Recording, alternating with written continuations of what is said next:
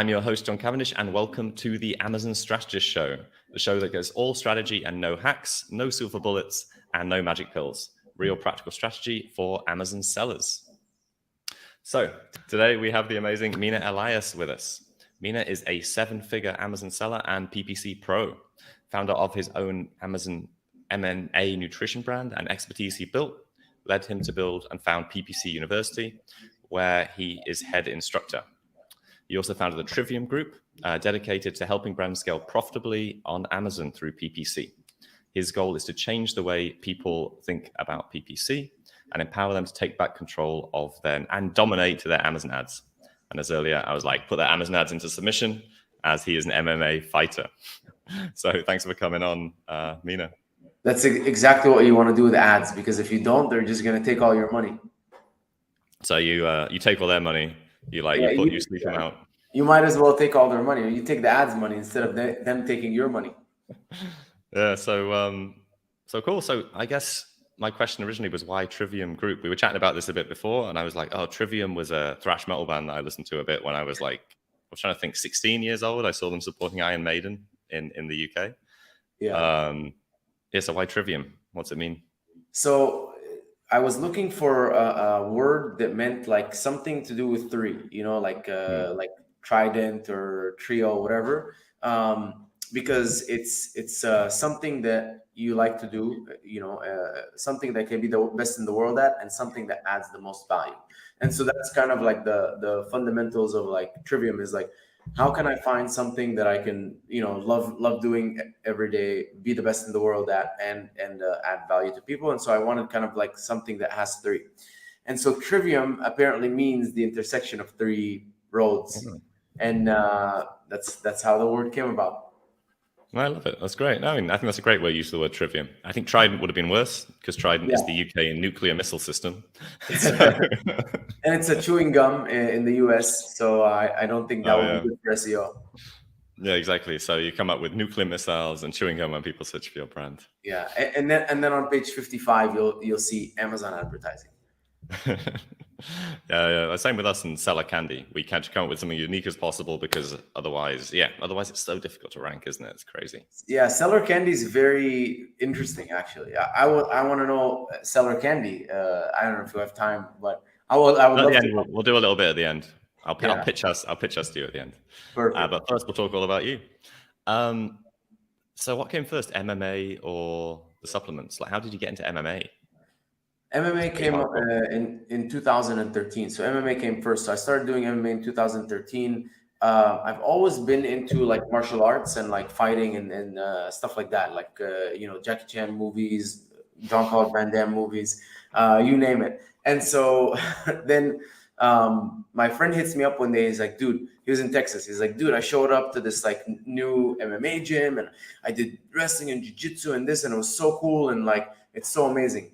And I'm like, dude, there's no way this guy's going to join MMA before me. And because of my competitive nature, I looked up MMA gyms near me, and I found a Renzo Gracie gym, which is a very, very good gym.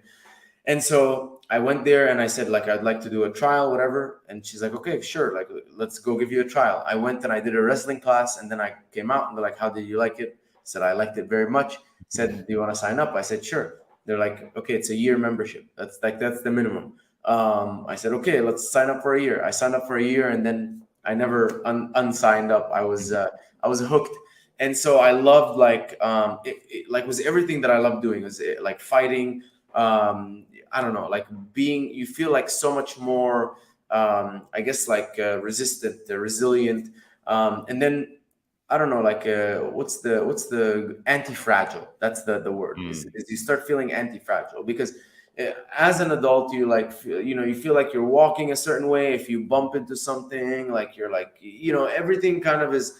But when you're like every day rolling on the ground, getting punched in the face, like getting kicked, and just all these things, you start feeling very resilient. And so that was a big piece of it that I loved.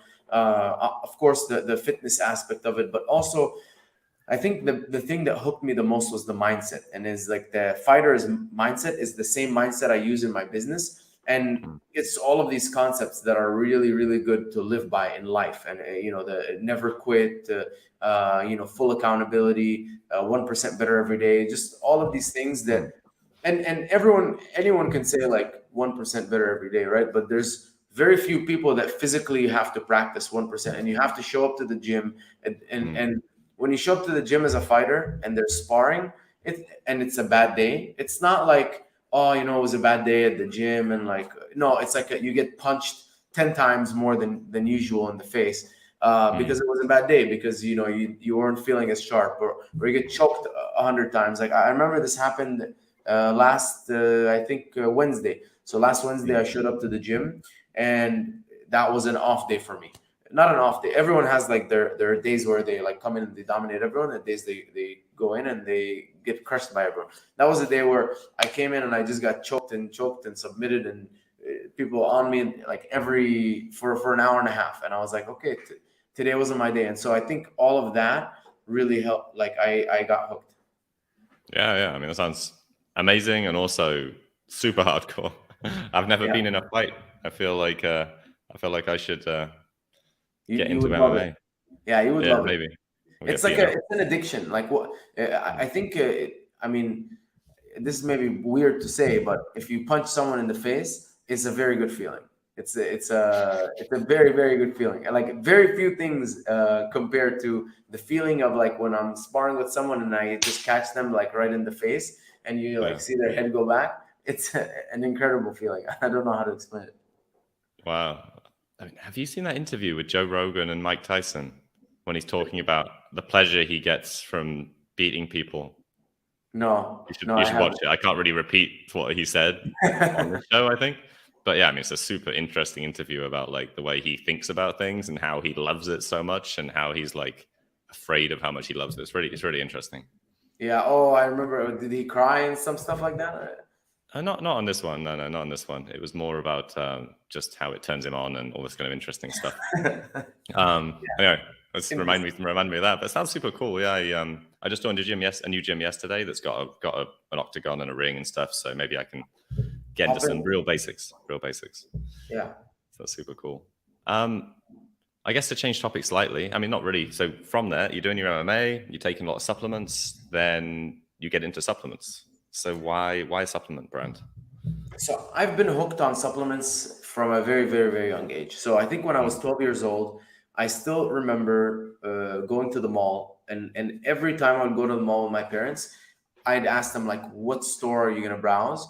And they would tell me, and then I would go into the supplement store, and then I would just literally browse for supplements. And then an hour later, I'd go meet them at whatever store they're in. And so I was always hooked.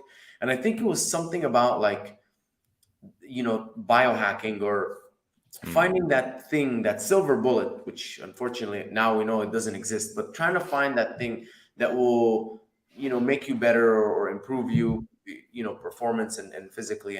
And so I, as I grew older, instead of just like looking at the models, I started doing research on ingredients. And in college, I mean, I studied chemical engineering and chemistry. And so I was very, very into like reading every single clinical study published on every single ingredient, and finding like all of the different supplements that are synergistic to each other and all of these things. And I got to a point where I started reading the supplement facts label for brands, and I would be like, this product is shit. Like, how is it even on the market? Like, why are they like, who buys this? Like, it must be that no one understands like, what these ingredients do. And so I would bring like maybe a product that had a good base, maybe like a good pre-workout, and then I would order raw ingredients, and I would add them on my own at home. And I started making my own blends, and I just constantly do things like this. And so when 2018 came around, I went on vacation to Egypt. And at that time, I was very, very unhappy with my life. So outside looking in, this guy graduated top of his class, got a good job. I was working, on a very nice 9 to 5 in a good company. I was making 75,000 a year. Normal, right?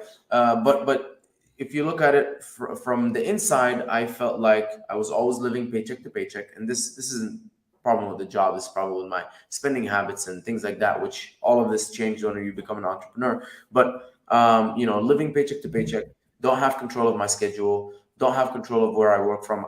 I feel like I'm kind of like I signed like this agreement to be a prisoner, where I just show up in the same place every day. And the work wasn't like fun enough where it was like, I love showing up to this place. It just wasn't like that. So I was on vacation and I was like looking up supplements, and my dad was asking me like, why is spending so much time looking up supplements on my phone? And I said, because, I'm looking up which one to get and I'm going to add some stuff to it. And he's like, why don't you start your own company? And I told him, like, what do you mean start my own company? Like, that must cost hundreds of thousands of dollars. He's like, well, how much does it exactly cost to start a supplement company? And that question got me thinking, like, how much does it actually cost? So I started looking and messaging and all this stuff. And I figured out very quickly, it costs $500 to create an LLC. I do it now for a lot cheaper than 500. For the design, it would cost me $300 from a designer. The ingredients and everything, I ran the numbers, and it was going to cost me $5 to make one product. And they sell on Amazon for $30. So I was like, hey, it sells on Amazon for $30. I can make it for $5. I can sell it for $20 and be more competitive than everyone else. Sounds like a business to me. And so at that moment, I said, you know what? Like, I'm gonna do this. Like, inside me, I was looking for something. I just wanted to get out. I just wanted to get out of my job. And so I said, this is an opportunity. And I kept my job, obviously, very responsible. And I decided to create the supplement brand. And I posted about it on Facebook. And then someone hits me up and says, hey, we're having this MMA event. Would you like to come and exhibit? Bring ingredients and a banner. And so I made 40 bags of the supplement. I made a banner at Vistaprint. I showed up to the event, and then everyone kept asking me, like, where can I buy this product? Where can I buy this product? And I had no answer. And so the friend that I brought with me hyped me up and said, this guy's going to be on Amazon soon. And this is just like the pre-launch of it. He's going to be on Amazon. And I'm like, and then I looked at him, I'm like, oh my God, this guy just told everyone that and of course, like, who cares, right? Now I'm thinking, like, I'm such a silly person. But it's like, oh my God, he told everyone I have to be on Amazon. And so I went home, and it also was a perfect storm because I kept getting rejected from gyms. And I would tell people, like, can I put this at your gym? Like, give it to people to try. I would go to supplement stores and be like, would you guys be interested in buying? And everyone turned it down. And if I got like 100 no's and 1 yes, it was cool. But I got 100 no's. That's it. And so I said, okay, I don't know. It doesn't seem like this path is promising. Let's look at Amazon. And so that's when I dug deep into Amazon. I started calling Amazon Seller Central, all of this stuff. And finally, they're like, yeah, we can help you get on Amazon. And I got on Amazon, and the rest is history. Wow, super, super cool. And I love that you managed to test the concept by just going somewhere with was it baggies? With baggies of supplement? It was baggies of white powder. It wasn't. Yeah, it was gold bags. It was. Okay. So I went on Amazon. It wasn't just like drug deal, like food baggies full of white powder that you were selling. They look like food baggies for a bunch of white powder. That was exactly it. Not suspicious at all. Not suspicious at all. It's like, buy my bag of white powder and it'll make you faster, stronger, and perform better. You'll have a lot more energy. Yeah. You won't sleep at night. Oh, awesome. Cool. That's super cool. And like I was sharing before, what I vibe with so much on your story is the fact that, I was also an engineer. I launched a load of products. I was at a CrossFit gym at the time, and I just went to my gym and was getting people to buy, review the product, test it out. And super cool to hear somebody on a very similar journey to get to where you That's how I got my reviews too, from the MMA gym. I would ask everyone. I would be like, I would tell them I'll give you my product for free, or I give you money or whatever, if you buy it on Amazon and leave a review. And so that's, very, very similar. I asked every single person at the gym, anyone who had an Amazon account. Yeah, back in the day, before that was very, very frowned upon. Yeah, back in the day. Cool. So fast forward, you've got this, you launch your course. We'll go back into that in a minute. And then I think I heard about you first at Prosper Show. So how did you get to speak at Prosper? By adding as much value as possible through PPC. So starting 2020 when COVID hit, I decided to. I was already in all of the Facebook groups, just giving value. I had a brand. I didn't have anything to sell. Like I was just there because when I was a beginner, I asked so many different questions, and I got responses, and I felt like those people were my saviors. And so I felt like I should give back to the same group, and so I started answering questions. But I just did a much better job than everyone else, and that's why I kind of people started knowing who I am, because not only was I answering a lot of questions, I was sharing videos and things like that in a very. I was a tutor, I was a teaching assistant, I was assistant professor, so I knew how to teach. And then I started doing that on podcasts. So I would come on podcast and I said, listen, like I just want to share what I learned from PPC through burning hundreds of thousands of dollars on my supplement brand, and it could help other people. And so I did that again and again and again, and then I I was like, okay, like what's the next step from this? And so I had a couple of people speak at shows, and I'm like, hey, like, how did you get the speaking engagement? And they're like, well, I just talked to this guy, to that guy, I can connect you. And I'm like, okay, cool, connect me.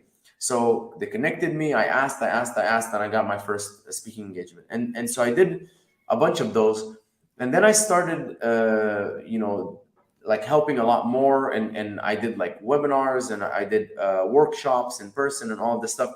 And then finally, I reached out to the Prosper team, and I said, like, hey guys, like, I've been adding so much value, whatever. I would love to, who are your PPC speakers? I would love to be a PPC speaker.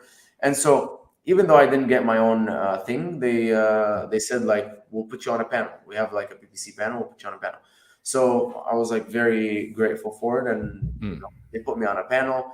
It was awesome. We were able to answer a lot of questions of people, and that was it. That's how I got to Prosper. Oh, that's super cool. I really enjoyed Prosper Show. Did you do a lot of hanging out at the events and things like that this year? Yeah. A lot of parties. There was an abundance of parties. So I really have to, now when I go to Prosper Show, I go home at 12 and sleep. So and I try and wake up at like 7 or 8. I try to wake up at like 7, hit the gym, and then go start the booth or exhibitions or whatever right around like 8 or 9, and trying to meet people. The thing with Prosper, though, is when I go, I feel like I don't stop talking, because everywhere I turn, there's someone that knows me that is talking to me, and I'm not talking like fans. I'm talking like friends that I know, because it's like everyone that I've ever met in anything shows up to the Prosper Show, and I feel like this year is going to be the exact same thing with Sell and Scale. So I don't know if you're going to be at Sell and Scale, but it's Helium 10's conference, and I feel like it's going to be the same thing, but. Prosper Show is cool. I really, really enjoy it. I have a good time. I get to like hear from people, and I get to learn. I try my best to like learn from people, like what's working, what's not working, things like that. Yeah, I really, really like Prosper. Like, as you said, the parties, meeting people, just talking continuously from like 9 a.m. to midnight, pretty much, because all day at the event booths and then continue around. That's exactly it. It's literally talking continuously from 9 a.m. To midnight, which is crazy. Yeah, and Vivian, our producer, who's hidden on this one, she's the one doing the back end. So I talk to somebody, I make sure that we've got I make a note of it, do a voice note into our channel, and then she files it. Because at the end of Prosper, like everything is like, you're like mind blowing. I've talked to 150 people. I can't remember who to follow up with and what I talk about. So at least I make notes of who I'm going to follow up with, and then we systematically follow up after the event, because otherwise everything just drops, doesn't it? You have these amazing conversations, and you're like, yeah, I remember I was going to do something really cool with that person I talked to 3.5 days ago. Yeah, at coffee in the morning. That happens so much, and I always feel so bad, because I come home from a conference and I look at my phone and my notes, and I'm like, well, I want to do this, but my calendar is so full from like not being in the office So it's always a struggle. I think I'm figuring it out because more and more I'm like bringing people into the team and I'm removing things off of my plate, and then I'm like very intentionally just taking time off, like more time than any normal person. Like I think in a couple of weeks I'm gonna take another 2 weeks off, and then I'm taking like the majority of September off for conferences. And so I'm just forcing the team. I'm like, you guys figure it out without me. Like that's how the company is supposed to work. I'm not supposed to be involved in everything. Ah, that's perfect. Yeah, I totally agree. And this week we had our new COO start, so I'm very excited for him to get up to speed because that's really going to free me up in the same way to be able to do that kind of stuff. That's awesome. Cool. That's amazing. So yeah, really, really cool. So you're beating guys up. You've got your supplements.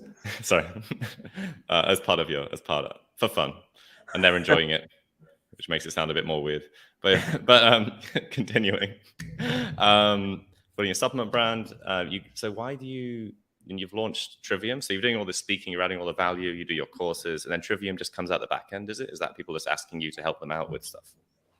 Kind of. So when I started sharing informations in the groups, the first thing that happened was people started asking me for consultation calls. So I started doing some consultation calls, and I realized that I hate trading my time for money, even if it's a lot of money. So I created the course, and I said, if I brain dump everything that I know and I have learned into this course and just keep it up to date, it's good for me, my employees, and the people, and then I don't have to hop on the call. So that's how the course came about.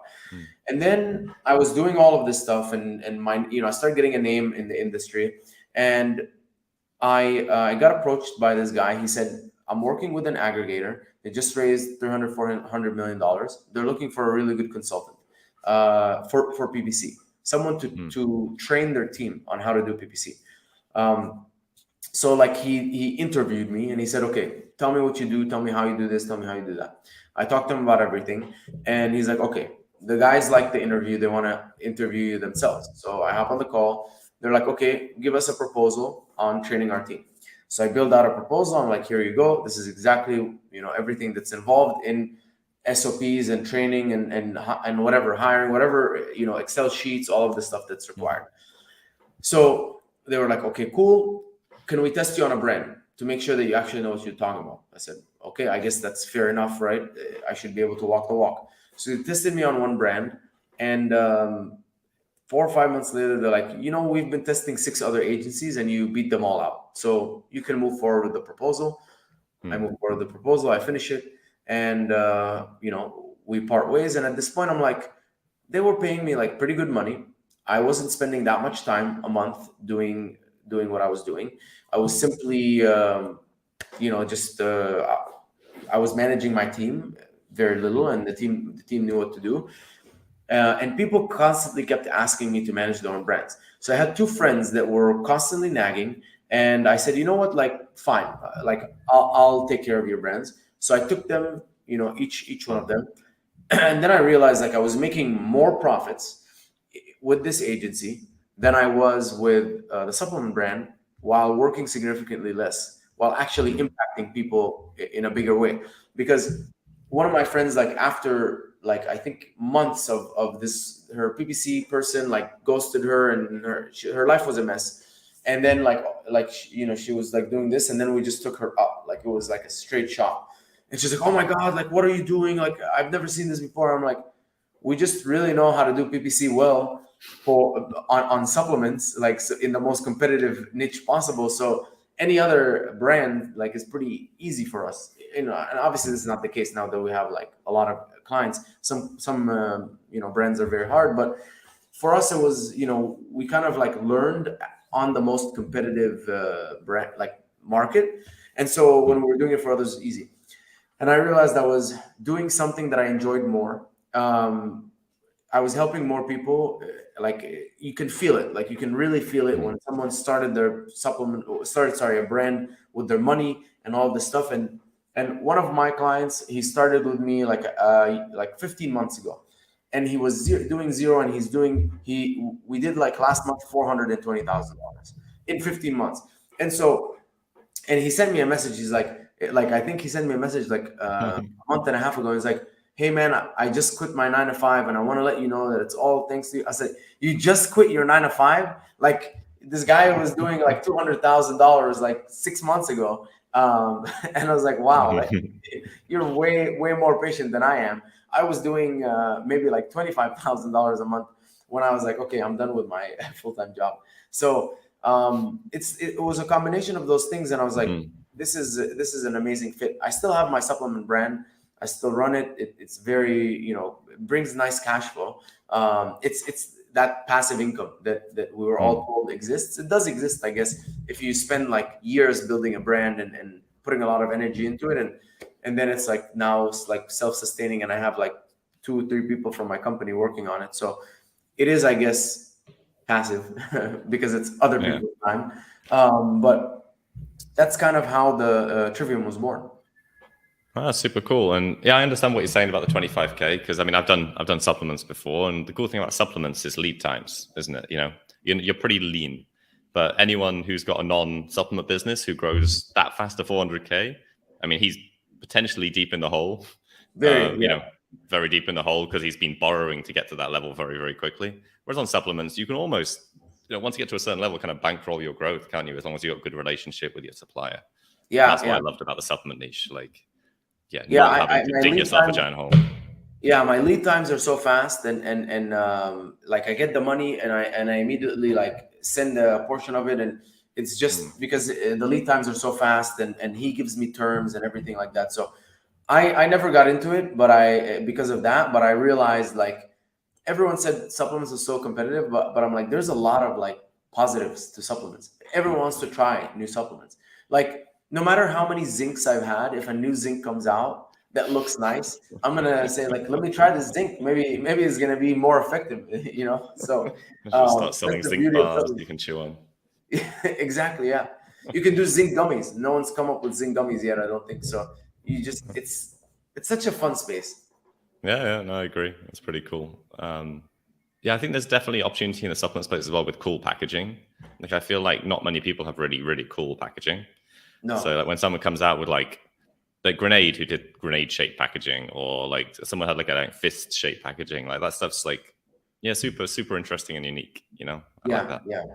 And I know there's like a few of them that came out that the whole thing was black, and they just had one word like base, and then it just like it was these weird like small words, but it was like it would look so interesting. And now there's one called, I don't know what they're called, but they send you these nootropic.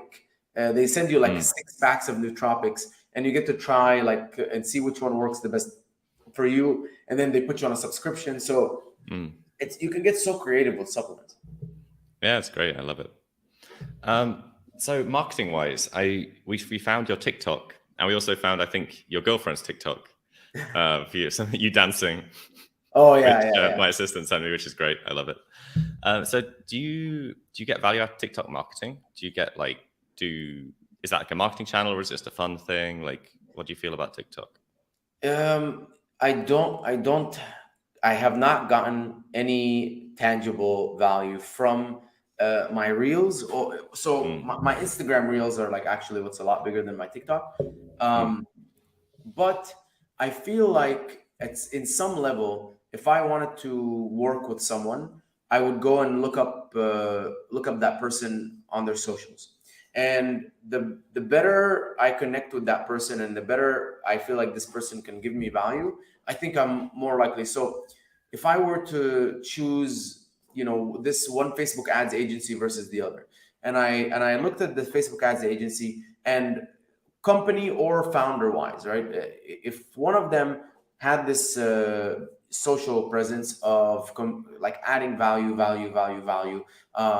but also like was funny and entertaining, and I could like kind of have this relation to, I think I would choose that one. So that's why we're doing it now. When we do look at our lead forms and it says, how did you hear about us? There's no one that said TikTok or Instagram. So some people actually said Instagram. I've gotten like a few clients from Instagram, but I don't know if it's like they saw me at a conference, they followed me on Instagram, or or they just actually discovered me from a reel. That's super cool. Yeah, we've been poor on socials up until this point, to be honest. We've been growing just through partnerships and outreach. But that's what we're getting into with the podcast, to be honest. Like, we're going to have loads of cool outtakes. There's going to be you screaming something at the end when we do the rapid fire questions, and that's going to be our lead gen, Mina screaming pineapple. Mina screaming random things. You should sign up. Exactly. Cool. I mean, it's super cool, your journey. I love it. And I love like the way it's kind of ebbed and flowed, and also the way I identify with it, because you're also an engineer that decided to have a supplement. But it's super cool that you're into CrossFit, because I do CrossFit now, and I know like how much they really care and are like hooked on that kind of. They're also hooked on supplements.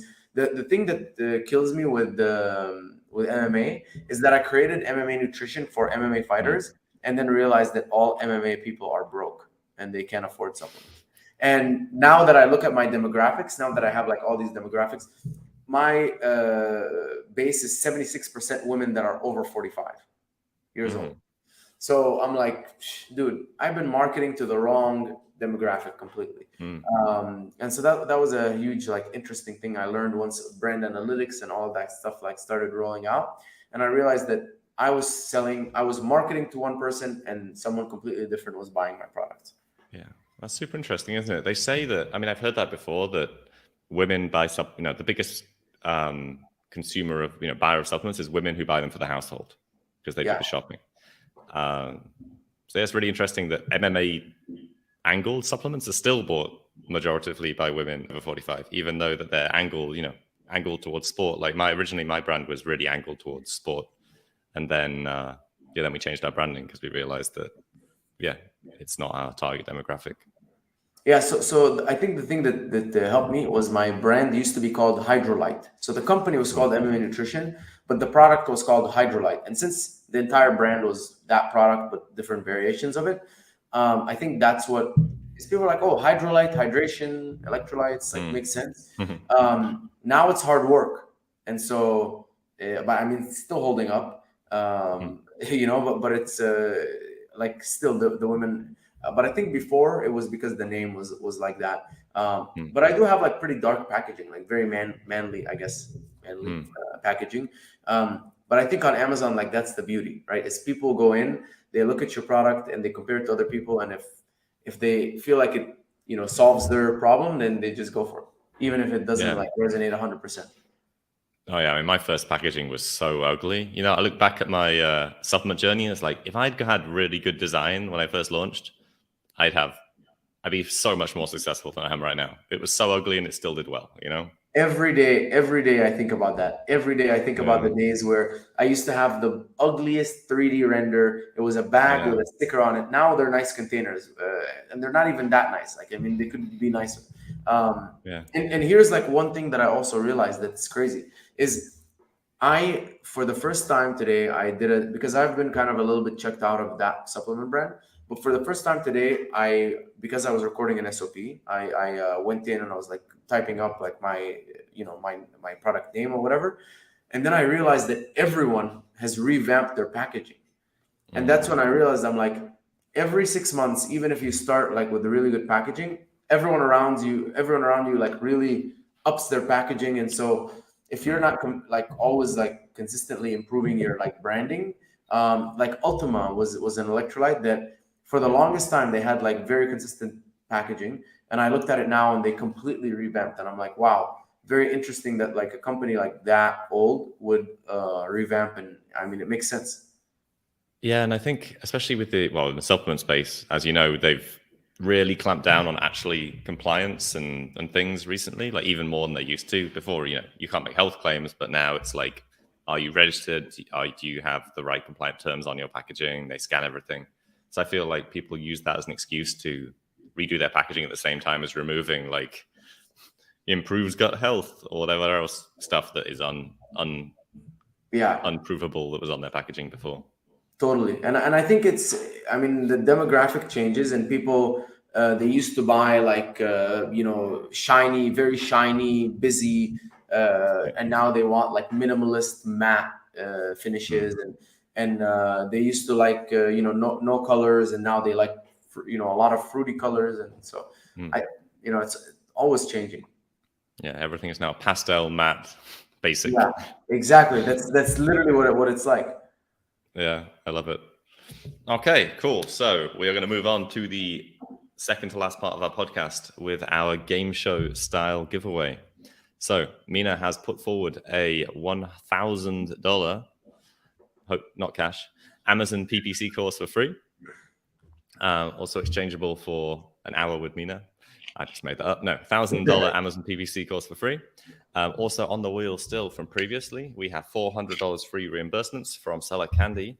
We have lots of different cash options. So anything from $5 to a $100 bill. We have 3 free months of My Horizon. So from Envision Horizons.